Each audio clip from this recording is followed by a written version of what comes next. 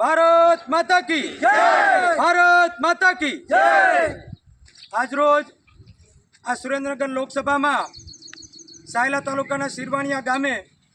બાપા સીતારામના મંદિરે સુરેન્દ્રનગર લોકસભાના અનુસંધાને 61 લીંબડી વિધાનસભાના આમ આદમી પાર્ટીના કાર્યકરો સૌએ સાથે મળી અને ઇન્ડિયા ગઠબંધનના ભાગરૂપે અરવિંદ કેજરીવાલની વિચારધારા અને એના સમર્થનના કારણે આજે જે ઇન્ડિયા ગઠબંધનના ઉમેદવારને સુરેન્દ્રનગરમાં જે ટિકિટ મળી છે એના માટે આજે આ ત્રણેય તાલુકાના કાર્યકરોએ જે પોતાની માંગણીઓ હતી એ તમામ માંગણીઓ મારી સાથે ચર્ચા વિચારણા કરી છે અને એ પણ હું ઉમેદવાર સાથે ચર્ચા વિચારણા કર્યા બાદ આજે અમે સૌએ સાથે મળીને એક નિર્ણય લીધો છે કે આ દેશમાં મોંઘવારી હોય, ભ્રષ્ટાચાર હોય, ખેડૂતોના વીજળીના પ્રશ્નો હોય, દેવા માફીના પ્રશ્નો હોય, રોજગારીના પ્રશ્નો હોય, રોડ રસ્તાના પ્રશ્નો હોય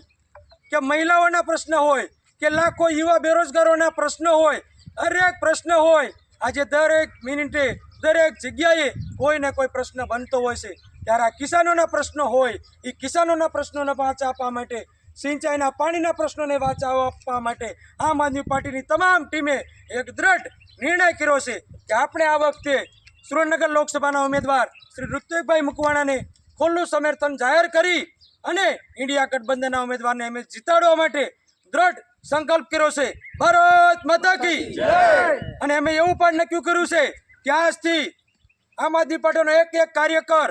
દરેક જિલ્લા પંચાયતમાં, દરેક તાલુકા પંચાયતમાં, દરેક બૂથ ઉપર, દરેક ગામ ઉપર અને દરેક ઘર સુધી, દરેક મતદાર સુધી પહોંચી અને ઇન્ડિયા ગઠબંધન જે પણ મેનિફેસ્ટો છે, જે વિચારધારા છે, જે આમ જનતાના પ્રશ્નો છે એ લોકો વચ્ચે લઈ જાય અને વધારેમાં વધારે દરેક બૂથમાં ઇન્ડિયા ગઠબંધનના ઉમેદવારને ખૂબ મોટી જંગી લીડ મળે એટલા માટે અમે સારામાં સારો નિર્ણય કર્યો અને ઇન્ડિયા ગઠબંધનના ઉમેદવારને અમે ખુલ્લું સમર્થન કરીએ છીએ। ભારત માતા કી જય। અને સાથે જણાવવાનું કે આગામી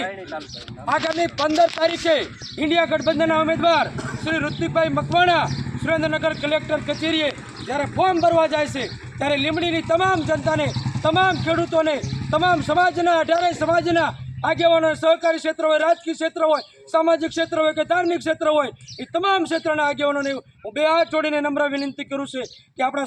સ્વાભિમાનની લડાઈ છે, આ ભારત દેશમાં સંવિધાન બચાવવાની લડાઈ છે, આ ભારત દેશમાં લોકશાહી બચાવવાની આ લડાઈ છે। તો આ લડાઈમાં ભાગીદાર બનવા માટે જ્યારે 15 તારીખે આપણા ઉમેદવાર ફોર્મ ભરવા જવાના હોય તો ખૂબ મોટી સંખ્યામાં, ખૂબ મોટી રંગી ભીડ સાથે કલેક્ટર કચેરી સાથે તમે પણ આ સહકાર્યમાં, સત્યની લડાઈમાં સહભાગી બનશો એવી આશા રાખું છું। જય હિન્દ, જય માતાજી, ભારત માતા કી જય, ભારત માતા કી જય, જય જવાન, જય કિસાન, જય